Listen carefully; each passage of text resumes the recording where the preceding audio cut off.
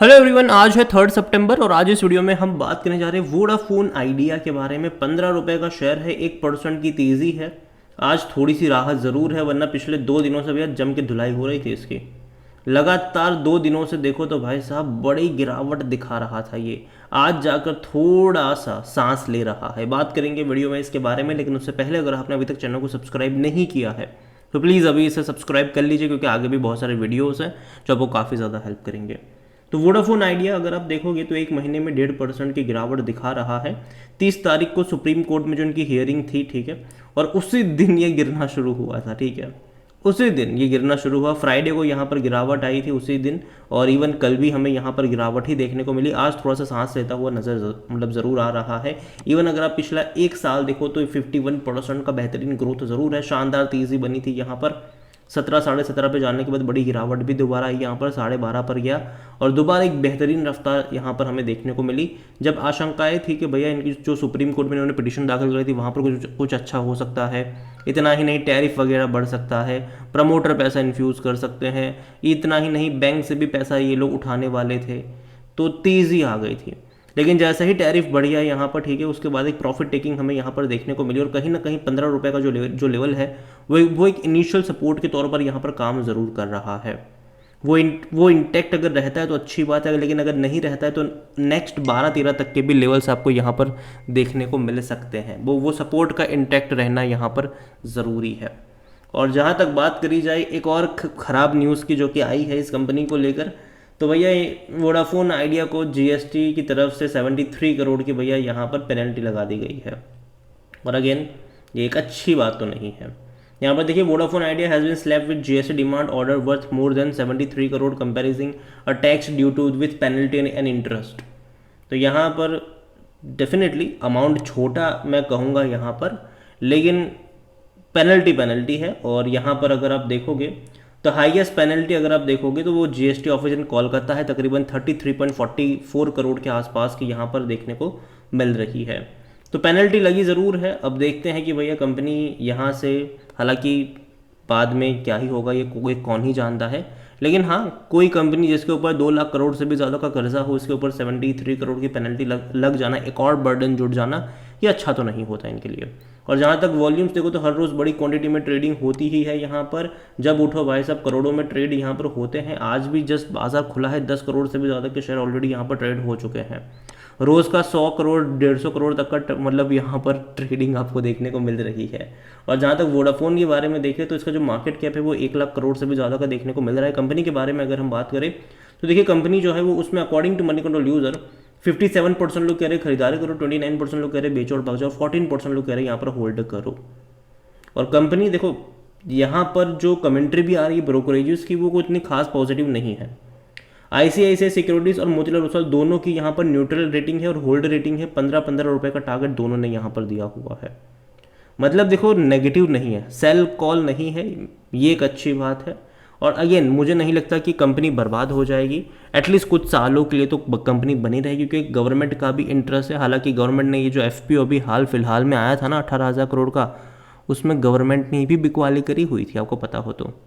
Government की जो holding पहले 33-34% की थी, आज वो घट के 24-25% के आसपास आ चुकी है। तो ये भी एक यहाँ पर बात है कि गवर्नमेंट ने यहाँ से भी पैसा निकाला है। और दूसरी बात यहाँ पर ये है कि कंपनी अब लगातार जो है वो बैंक से लोन लेने के लिए कोशिश कर रही है। सुप्रीम कोर्ट में इनकी पिटीशन थी, अभी उसका कोई ठोस आउटकम नहीं आया है। और जाहिर सी बात है, कोर्ट में जब केस जाता है तो लंबी हियरिंग प्रोसेस चलती रहती है वहाँ पर। और कंपनी अगर आप देखो तो भाई साहब, इनके डिविडेंड को तो आप भूल ही जाओ, क्योंकि कंपनी लगातार भैया भारी नुकसान में है, कंपनी भारी कर्जे में है। और कर्जे में रहने वाली कंपनी, नुकसान झेलने वाली कंपनी कभी डिविडेंड पे नहीं करती। तो डिविडेंड तो भूल जाओ कि मिलेगा आपको। और इवन अगर आप देखो रेवेन्यू वाइज भी, तो पहले इनके रेवेन्यू घट रहे थे, लेकिन 23 और 24 में हल्का सा ही सही, लेकिन रेवेन्यू में एक जंप आया ज़रूर है। और अभी और जंप आएगा फाइनेंशियल ईयर 2025 में, क्योंकि टैरिफ 15 से 20% तक बढ़ाए गए हैं। तो जाहिर सी बात है, जंप आना लाजमी है।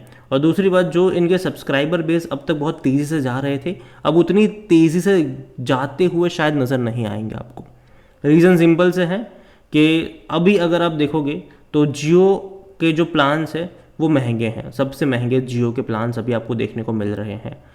तो कहीं ना कहीं लोगों को जो सस्ते प्लान्स हैं वो एयरटेल में भी और वोडाफोन में भी कंपेयर टू जियो मिल जाएंगे उन लोगों के लिए जो डेटा कम यूज़ करते हैं। जो कम यूज़ करते हैं डेटा, उनके लिए कुछ तो सस्ते प्लान्स थोड़े बहुत ज़रूर है, एक दो प्लान। हालांकि BSNL का जलवा चल रहा है, अभी देखते हैं कि क्या होगा वहाँ पर। तो वो रिपोर्ट मैं इंटरेस्टिंग हूँ देखने के लिए कि जब BSNL की रिपोर्ट आएगी भाई कितने इन्होंने सब्सक्राइबर जोड़े हुए हैं। तो हालांकि उसकी बात हम फिर कभी करेंगे, लेकिन हाँ कहीं ना कहीं मुझे लगता है कि पहले क्या हो रहा था कि वोडाफोन के जो सब्सक्राइबर थे वो लगातार इनको छोड़ के जा रहे थे। कहाँ पर? एयरटेल में और जियो में। मुझे लगता है कि अब वो थमना चाहिए। अब शायद BSNL में जाएंगे, लेकिन अब वो थमने चाहिए यहाँ पर। और कंपनी का अगर आप वैल्यूएशन निकालो, देखो जाहिर सी बात है कंपनी लॉस मेकिंग है तो नेगेटिव में ही PE देखने को मिलेगा। 22% एनालिस्ट खरीदारी की यहाँ पर बात कर रहे हैं। फाइनेंशियल्स अगर आप देखोगे तो लास्ट क्वार्टर में रेवेन्यू वाइज कोई ग्रोथ नहीं था, हल्का सा ग्रोथ था, 10,750 करोड़ के आसपास का रेवेन्यू था। लेकिन अच्छी बात है कि लॉस जो था वो इससे पहले के कुछ क्वार्टर के मुकाबले कम ज़रूर हुआ था, 6,400 करोड़। लेकिन पता है प्रॉब्लम क्या है इस कंपनी की? प्रॉब्लम ये कि कर्जा बहुत ज़्यादा है, और जितना कंपनी का रेवेन्यू है ना उतना पैसा इनका कर्जा चुकाने में ही जा रहा है, फाइनेंशियल कॉस्ट में ही जा रहा है। तो ये एक दिक्कत यहाँ पर ज़रूर है, इनका कर्जा कम होना ज़रूरी है। और देखिए यहाँ पर कंपनी ने अभी किया क्या है, हमें क्यों बिकवाली देखने को मिल रही है, शेयर क्यों गिर रहा है? तो देखो उसका भी एक रीज़न है कि कंपनी ने कई लोगों के साथ मतलब कई लेंडर्स के साथ इक्विटी डील करी हुई है कि भैया पैसा तो हम नहीं चुका सकते जी, जो 600-700 करोड़ रुपए हैं आपका वो हम नहीं चुका पाएंगे, आप एक काम करो आप इक्विटी ले लो। तो इक्विटी दे दी उन लोगों को। अब वही लोग धीरे धीरे प्रॉफिट टेकिंग कर रहे हैं। अभी जो हमने फ्राइडे को जो फॉल देखा था उसकी सबसे बड़ी वजह ही यही थी कि एक प्रॉफिट टेकिंग वहाँ पर आई थी। 0.54% का स्टेक बेचा गया था एक बल्क डील के जरिए, तो गिरावट देखने को मिली थी। यहाँ पर अगर हम शेयर होल्डिंग को लेकर देखें तो प्रमोटर की होल्डिंग 37.17% की है। प्रमोटर अब यहाँ पर दो लोग हैं, आदित्य बिरला ग्रुप और वोडाफोन का ग्रुप है। यहाँ पर 6.12% म्यूचुअल फंड के पास है, 0.86% डोमेस्टिक इंस्टीट्यूशन के पास है, 12.77% FIs लेकर बैठे हैं। रिटेल के पास 5.89% की होल्डिंग है, अदर पार्टीज 37.18% है, और जो गवर्नमेंट की 24-25% की होल्डिंग है वो भी अदर पार्टीज में यहाँ पर आती है। ओवरऑल अगर मैं बात करूँ वोडाफोन की तो अगेन कंपनी जो है वो बर्बाद तो नहीं होगी, लेकिन हाँ ये परेशान ज़रूर करेगा। इस रेंज में लंबा वक्त बिताने वाला है मुझे लगता है। अभी भी ये मुझे लगता है कि 13 रुपये से लेकर 17 रुपये की रेंज में ये लंबा अटकने वाला है।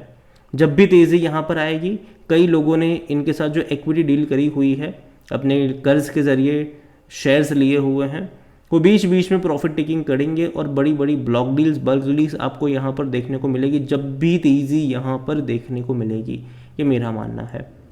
तो नज़र रखिए इस कंपनी के ऊपर, और मैं इतना ही कहूँगा कि इमीडिएट बेसिस पे मैं कोई बहुत बड़ी तेज़ी एक्सपेक्ट नहीं कर रहा हूँ, लेकिन लॉन्ग टर्म के लिहाज से मुझे लगता ज़रूर है कि धीरे धीरे ये रफ्तार ज़रूर दिखाना चाहिए, क्योंकि क्वार्टरली रिजल्ट जब धीरे धीरे इंप्रूव होते नज़र आएंगे आपको इनके, क्योंकि अभी लॉस कम हुआ ज़रूर है लास्ट क्वार्टर में, लेकिन सितंबर का नंबर बहुत ज़्यादा इंपॉर्टेंट होने वाला है, क्योंकि टैरिफ जो बढ़ाए गए हैं उसके चलते शायद जो हमने लास्ट क्वार्टर में 6,400 करोड़ का लॉस देखा, शायद हमें 5,000 करोड़ का लॉस देखने को मिल सकता है। और धीरे धीरे कंपनी ने कई सारी इक्विटी डील करी है जिसके चलते डेट भी थोड़ा बहुत कम हुआ है। लेकिन हाँ, कंपनी के मैनेजमेंट ने भी बोला है कि भाई डेट इमीडिएटली कम नहीं हो पाएगा, इनका टाइम लगेगा। तो बहुत सारा टाइम आपको इसको देना पड़ेगा, और अनरियलिस्टिक अप्रोच के साथ मत आइएगा कि भाई साहब पैसा डबल हो जाएगा यहाँ से एक साल में, नहीं होने वाला है। क्योंकि जब भी ये 20-22% की तेज़ी दिखाएगा, एक बड़ी ब्लॉक डील, बल्क डील आपको देखने को मिल जाएगी यहाँ पर, क्योंकि कई सारे लेंडर्स की इक्विटी डील यहाँ पर हुई है। तो ये ज़रूर ध्यान में रखिएगा। अगेन ये मेरा पर्सनल ओपिनियन है, कोई भी इन्वेस्टमेंट एडवाइस नहीं है। ये वीडियो को यहीं पे एंड करता हूँ। पसंद आया हो तो लाइक करें, शेयर करें। चैनल पर अगर आप पहली बार हैं तो प्लीज़ सब्सक्राइब करें। और वोडाफोन आइडिया के बारे में आप क्या सोचते हैं वो भी आप मुझे कमेंट में लिख के बता सकते हैं। Thank you.